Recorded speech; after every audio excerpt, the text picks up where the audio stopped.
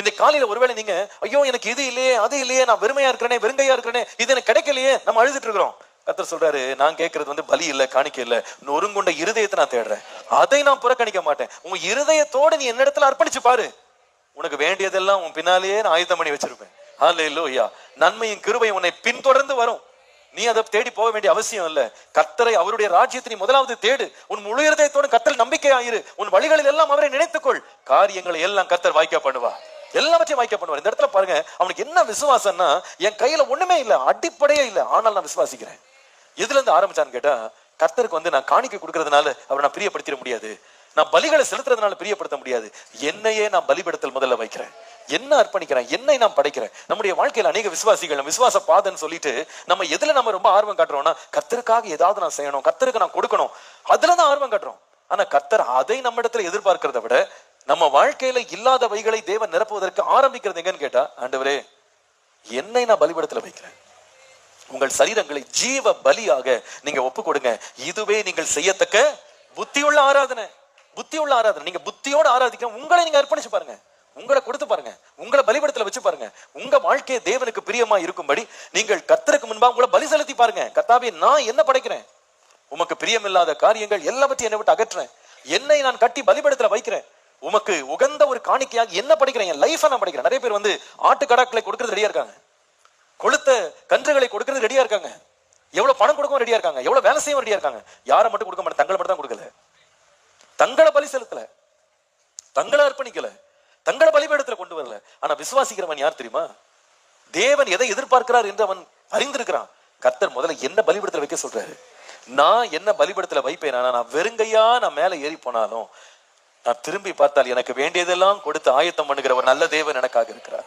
அந்த இடத்துல கர்த்தர் எனக்கு வேண்டியதெல்லாம் தருவார். ஆனா நான் என்ன செய்யணும், என்ன முதல்ல சப்மிட் பண்ணணும். உங்க வாழ்க்கையில ஒருவேளை இன்னைக்கு இந்த ஆராதனையில பாச இதெல்லாம் கர்த்தர் எனக்கு தரல, ஏன் கொடுக்க மாட்டேங்குதான்னு தெரியல, இதே தடையா இருக்கு என் வாழ்க்கையில, இதெல்லாம் நான் வந்து பெறவே முடியல, என் கை வெறுமையா இருக்கு, எங்க பலி எங்கன்னு கேட்டு கர்த்தர் சொல்றாரு, நீ பலியை பார்க்காத, உன்னை பலிபீடத்துல வை, நீ உன்னை பலிபீடத்துல வைப்பாயானா உனக்கு வேண்டியது எல்லாம் நினையாத நேரத்துல நினையாத இடத்துல கர்த்தர் உனக்காய் வாய்க்க பண்ண வல்லவராய் இருக்கிறார்.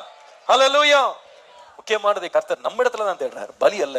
நம்மையே பலியிட, நம்மையே அர்ப்பணிக்க. ஆண்டவரே எனக்கு கிருபை தாரோப்பா, எனக்கு கிருபை தார். நான் வந்து கடவுளை பிரியப்படுத்துறதுக்கு பணத்தை கொடுக்கறது ஈஸி, கடவுளை பிரியப்படுத்துறதுக்கு நான் வந்து பொருட்களை கொடுக்கறது ஈஸி. ஆனா கடவுள் வந்து பணத்தையும் பொருளையும் கேட்கல, நம்மளதான் கேட்கிறாரு. உன் வாழ்க்கை எனக்கு அர்ப்பணி, ஏன் விருப்பத்தின்படி உன்னம் நடத்துறதுக்கு எனக்கு இடம் கொடு, நீ உன்னுடைய சித்தத்தை எனக்கு அர்ப்பணி, என்ன நீ ஒப்புக்கொடு, எனக்காக உன்னை ஒப்புக்கொடு. பலிய நீ இருக்கிற இடத்துல கொண்டு வந்து சேர்க்க கர்த்தர் வல்லவர். நமக்கு நன்மை செய்ய அந்த இடத்துல அதிசயம் செய்ய தேவன் வல்லவர். என்னை அர்ப்பணிக்கணும். இன்னைக்கு நிறைய பேர் கடவுளுக்கு என்ன கொடுத்தா அவருக்கு பிடிக்கும், அதுவல்ல, என்னையே அர்ப்பணிக்கிறேன், என்னை அவருடைய பலிபடத்துல வைக்கிறேன். பாருங்க, இயேசு லாசருவின் வீட்டுக்குள்ள போனார். அங்க 2 சகோதரிகள் இருந்தாங்க, இயேசு மேல் ரொம்ப பிரியமா இருந்தாங்க. அதுல சகோதரில ஒருவள் பேர் மார்த்தாள். இந்த மார்த்தாள் வந்து இயேசுக்காக சமைக்கிறதுல ரொம்ப இன்ட்ரெஸ்ட், இயேசுக்கு கொடுக்கணும், அவருக்கு ஏதாவது செஞ்சு போடணும். ஆனா இன்னொரு சகோதரி இருந்தா, அவள் இயேசுக்கு சமைக்கிறதுல இல்ல, இயேசுடைய பாதத்துல உட்கார்ந்து அவருடைய வார்த்தைகளை கேட்டுக்கொண்டிருந்தாள். டோட்டல் சரண்டர்ல அவர் என்ன சொல்றாரோ அவருடைய கற்பனைக்கு, அவருடைய ஆலோசனைக்கு, அவருடைய வார்த்தைக்கு இணங்கினவள பக்கத்துல உட்கார்ந்து. அப்போ மார்த்தாள் இதை பார்த்துட்டு கொஞ்ச நேரத்துல அவளே டிஸ்டர்ப் ஆயிட்டு, நான் தனியா வேலை செஞ்சேன், சகோதரி அனுப்பி வைங்க. இயேசு சொல்றாரு, ஏமா உன் வீட்டுக்கு சாப்பிடக்கா வந்தேன், எனக்கு என்ன சாப்பாடு இல்லையா? 6 லட்சம் புருஷரை 430 வருஷம் 6 லட்சம் புருஷரை 40 வருஷம் வனாந்திரத்துல மன்னாவை கொண்டு போஷித்தவர் நான், தண்ணீரே திராட்சை ரசமா மாற்றினவர் நான், 5 அப்பம் 2 மீனை வைத்து 5000 பேரை போஷித்த தேவன் நான். எனக்கா சாப்பாடு? எனக்கு எப்படி வேணா சாப்பாடு வரும், அதுக்கா நான் வரல. நீ அநேக காரியங்களை குறித்து கவலைப்பட்டு கலங்குகிறாய், ஆனால் தேவையானது ஒன்றே. மரியாள் தன்னை விட்டு எடுபடாத நல்ல பங்கு தெரியும். நீங்க உட்காரமா, நீங்க உட்காரணும். நீ ஈசாக்கே, உனக்கு பல ஆயிரம் ஆடுகள் இருக்கலாம், அவைகள் எல்லாத்தையும் மலை மேல கூட்டு வரதுக்கு அத்தனை வேலைக்காரர் உனக்கு இருக்கலாம். கர்த்தர் அதை கேட்கல, உன்னை நீ எனக்கு அர்ப்பணி. அந்த பையன் பாருங்க, இத்தனை ஆடுகள் தனக்கு இருக்கும்போது இவ்வளவு சொத்துக்காரன் அவைகளை பலியிடுவதை பார்க்கல, தன்னையே பலிபீடத்துல ஏற்றதுக்கு அர்ப்பணிச்சான் பாருங்க. யோசித்து பாருங்க, அந்த இடத்துல உதவி செய்யறதுக்கு ஒரு வேலைக்காரன் கிடையாது, கூப்பிட்டா கூட கேட்கறதுக்கு ஆள் கிடையாது. ஆனால் தன்னை அவன் தேவனுக்கு அர்ப்பணித்த போது, தன்னை பலிபீடத்தில் அவன் ஏற்றின போது, அவன் இருக்கிற இடத்திலேயே கட்டுண்ட ஒரு முள்ளுகளில் சிக்கி கொண்ட ஒரு ஆட்டுக்கடாவை கர்த்தர் காண பண்ணினார். அப்போ நம்முடைய தேவைகளை சந்திக்க தேவன் வல்லவர். அவர் நாம் இருக்கிற இடத்துல தேடாமலே கர்த்தர் எல்லாவற்றையும் பின்தொடர்ந்து வந்து நம்ம கொடுக்க வல்லவர். ஆனா நம்மகிட்ட என்ன எதிர்பார்க்கிறாருன்னா, நீ எதை பண்ணு, உன்னை அர்ப்பணி. உன்னை அர்ப்பணி, உன்னுடைய வாழ்க்கை எனக்கு சப்மிட் பண்ணு, பின்பு நீ பாப்ப உன்னை நான் எப்படி நடத்துறேன். நிறைய பேர் வந்து we are willing to give our talents to God, we are willing to give our treasures to God. நம்முடைய செல்வங்களை ஆண்டவர் கொடுக்க நம்ம ஆயத்தமா இருக்கிறோம், because it's easy. நம்முடைய தாளந்துகள் திறமைகளை கடவுளுக்கு கொடுக்கறதுக்கு நம்ம ரெடியா இருக்கிறோம், அது ஈஸி. ஆனா எதை தான் கொடுக்க முடியலன்னா நம்முடைய இருதயத்தை தான் கொடுக்க முடியல. நம்முடைய வாழ்க்கை, நம்முடைய சித்தங்கள், நம்முடைய நோக்கங்களை பலிபீடத்துல வைக்க முடியல. நம்ம எவ்வளவு தூரம் வேணா ஆண்டவருக்கு ஓடுறதுக்கு ரெடியா இருக்கும், எவ்வளவு வேலை செய்யறதுக்கு ரெடியா இருக்கும், எவ்வளவு வேணா ஊழியம் செய்யறதுக்கு உழைக்கிறதுக்கு ரெடியா இருக்கும். ஆனா நம்முடைய மன விருப்பங்கள், வாஞ்சைகள், திட்டங்கள், சித்தங்களை ஆண்டவருக்கு ஒப்பு கொடுக்கறதுல நமக்கு இஷ்டம் இல்ல. எதை வேணா கொடுக்குறேன், இதை மட்டும் கொடுக்க மாட்டேன், இது எனக்காக, இது எனக்காக.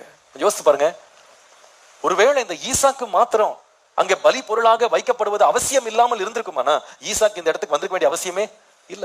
பலி செலுத்துறது யார் வேணா செலுத்தலாம். ஒரு ஆட்டுக்கடாவை ஒரு வேலைக்காரன் கொடுத்து எடுத்து போய் பலியிடுறானா, அவன் கூட போய் என்ன பண்ணிருப்பான், பலியிட்டு வந்திருப்பானா. கர்த்தர் ஏன் வந்து இந்த கூட்டத்துல இருந்து பிரிச்சார் தெரியுமா? நீ எனக்கு வேணும், உன் ஆடு எனக்கு தேவையில்லை, அதை நானே ஆயத்தம் பண்ணிடுவேன், நான் உனக்கு தருவேன். ஆனா உன்னை எனக்கு நீ அர்ப்பணிக்கிறது தான் கர்த்தர் எதிர்பார்க்கிற ஒரு காரியம். இன்னைக்கு காலைல ஆண்டவரே, இந்த விசுவாச பாதையில நான் கர்த்தருக்கு என்ன கொடுத்தாலும் கொடுக்காவிட்டாலும் என்னட்ட நீங்க எதிர்பார்க்கறது ஒன்று இருக்கு, என்னையே உங்களுடைய கரத்தில் அர்ப்பணிக்கிறேன். என்ன படைக்கிறேன், என் லைஃபை நான் வந்து சீர்படுத்த வேண்டிய காரியங்களை கர்த்தருக்கு முன்பாக சீர்படுத்தி அர்ப்பணிக்க வேண்டிய இடத்துல என்னுடைய சித்தங்கள், ஆசைகள் எல்லாவற்றையும் உங்களுடைய கரத்தில் அர்ப்பணிக்கிறேன். நீங்க நான் நடத்துங்க, ஒப்பு கொடுத்து பாருங்க, அதிசயங்களை நீங்க பார்ப்பீங்க. கர்த்தர் உங்களுக்காக செய்ய போகிற மகத்துவமான நன்மைகளை நீங்க பார்ப்பீங்க. நீங்க தேடி தெரிய வேண்டிய அவசியம் இல்லை, இருக்கிற இடத்திலே கர்த்தர் கொண்டு வந்த அவைகளை உங்களுக்கு தருவார். ஆனா நாம முதல்ல பலிபீடத்துல கட்டப்படுவது நம்ம அர்ப்பணிக்கணும். ஐ எம் ரெடி லார்ட், நீங்க என்ன வேணாலும் என் லைஃபை பத்தி நீங்க என்ன வச்சிருக்கணும் உங்க சித்தத்தின்படி செய்யுங்க. அதெல்லாம் வேதம் சொல்லுகிறது. பலி காணிக்கையில விரும்புறது இல்ல, நொறுங்கின இருதயத்தை விரும்புகிறார். என்னை குறித்து புத்தக சுருள் என்ன எழுதப்பட்டிருக்கிறது, இதோ உங்களுடைய சித்தத்தை செய்ய நான் வருகிறேன். இயேசு தன்னை அர்ப்பணித்தது போல நாம் அர்ப்பணிக்கும் போது அந்த விசுவாச பாதை நிச்சயமா வெட்கத்தோடு முடியவே முடியாது. ஒரு நாள் நீங்க திரும்ப வருவீங்க. வரும்போது எப்படி வருவீங்க தெரியுமா? போகும்போது வெறுங்கையா தான் போனேன், ஆனா எனக்காக யாவையும் கர்த்தர் செய்து முடித்தார், யாவையும் செய்து முடித்தார். தனியா தான் போனேன், ஆனா திரும்ப வரும்போது சாட்சியோட திரும்ப வந்தேன்.